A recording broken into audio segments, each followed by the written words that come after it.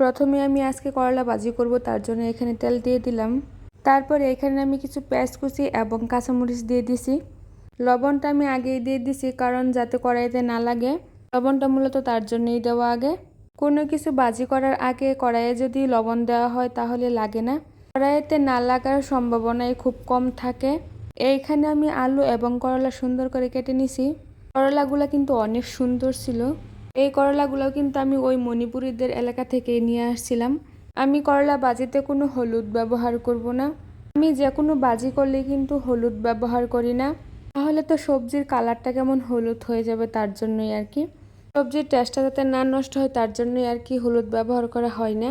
যাই হোক, যার যেমন পছন্দ সে তেমন করেই কিন্তু রান্না করবে। এই পর্যায়ে কিন্তু আমি করলা ভাজিগুলা তুলে নিব। এর থেকে বেশি ভাজি করলে কিন্তু আর ভালো লাগবে না। তারপর আমি এইখানে আলু কুচি এবং একটা দুন্দল ছিল ওইটাই দিয়ে দিলাম।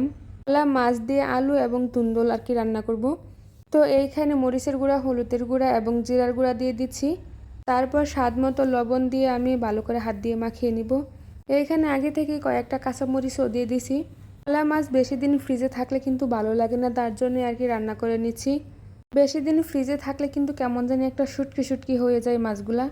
তো এইখানে আমার মাখানো শেষ হয়ে গেছে। এখন আমি এখানে পরিমাণ মতো পানি দিয়ে দিব।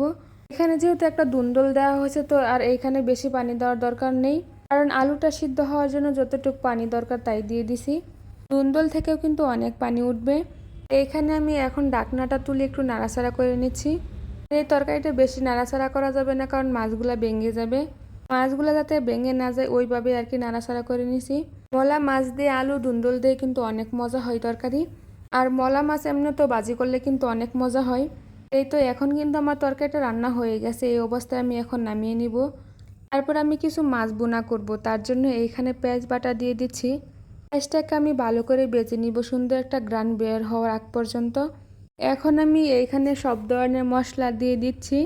যা যা মশলার দরকার ছিল, তো এইখানে একটু পানি দিয়ে ভিজিয়ে রাখছিলাম আগে থেকেই, ওইটাই আর কি দেওয়া হয়েছে। এখন আমি এইখানে মরিচটাকে ভালো করে কষিয়ে নিব, যাতে মরিচের কাঁচা গন্ধ না থাকে মাছের মধ্যে। তো এখন এইখানে কিন্তু মাছগুলা দিয়ে দিছি, সাথে একটা পাঙ্গাস মাছের পিসও দিয়ে দিলাম। কারণ আমরা তো শুধু আর মাছ খাবো না, আমার ছেলেও তো মাছ খাবে, তার জন্যই আর কি পাঙ্গাস মাছটা দেওয়া হয়েছে। ইলিশ মাছে যেহেতু অনেক কাঁটা থাকে, তো তাকে দেওয়া যাবে না। আর কিছুক্ষণ জাল করে কিন্তু তরকারিটা আমি তুলে নিব। এইভাবে মাছ বোনা করে খাইতে কিন্তু আমারও অনেক ভালো লাগে। আর এইদিকে সাদের আব্বু কিছু জলপাই এবং তেঁতুল নিয়ে আসছে। দেখা যাক খাইতে কেমন লাগে।